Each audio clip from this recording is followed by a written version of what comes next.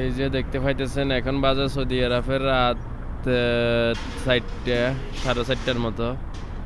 এই যে আমাদের দোকানের বারের সাইড এটা হইলো মালিকের যে দোয়ার সদাটা আছে, দোয়ার সদার ক্যাশ, এই যে ক্যাশিয়ারটা, আর এটা হয়েছে আমাদের দোকানের উপরেরটা হয়েছে ওতে পানি দিতে আছে দোকানে।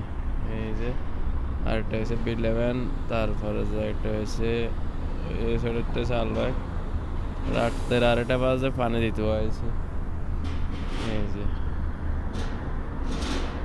হাতে আমার দিকে না গাইছে।